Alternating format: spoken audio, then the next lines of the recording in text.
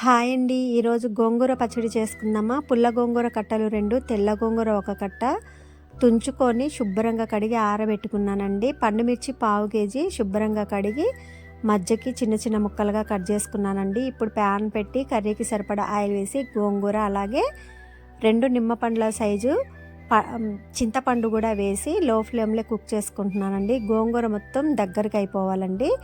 ఈ లోపల మనం పండుమిర్చి వెల్లిపాయలు వచ్చేసి 2 గడ్డలు పొట్టు తీసి యాడ్ చేసుకున్నాను. అలాగే కొంచెం పసుపు గల్లుప్పు కూడా కర్రీకి సరిపడా వేసి పండుమిర్చి వెల్లిపాయలు బాగా మిక్సీ పట్టేశానండి. అలాగే స్టవ్ మీద ఉన్న గోంగూర చల్లారిన తర్వాత గోంగూర కూడా వేసి ఒకసారి మిక్సీ పట్టేసి ఆఫ్ చేసుకుందామండి. ఇప్పుడు మనం చట్నీ తాలింపు వేసుకుందామండి. ప్యాన్ పెట్టి కర్రీకి సరిపడా ఆయిల్ వేసి వెల్లిపాయలు 1 గడ్డండి పొట్టు తీసి కచ్చాపచ్చాగా దంచి యాడ్ చేసుకున్నాను. అలాగే ఎండుమిర్చి 4 అండి, పసుపు, కొంచెం ఇంగువ, తాలింపు గింజలు, జీలకర్ర, అలాగే కరివేపాకు, మీకు ఇంట్రెస్ట్ ఉంటే పల్లీలు కూడా యాడ్ చేసుకొని మిక్సీ పట్టినటువంటి గోంగూర తాలింపులో వేసుకొని ఒకసారి సాల్ట్ సరిపోయిందో లేదో చూసుకోండి. సాల్ట్ సరిపోతే పర్వాలేదండి, లేకపోతే కొంచెం యాడ్ చేసుకోండి.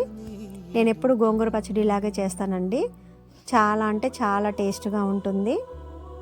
మీరు కూడా ఒకసారి ఇలాగే ట్రై చేయండి. మన కంటెంట్ నచ్చితే ఛానల్ సబ్స్క్రైబ్ చేసుకొని వీడియోస్ అన్నీ లైక్ చేయండి.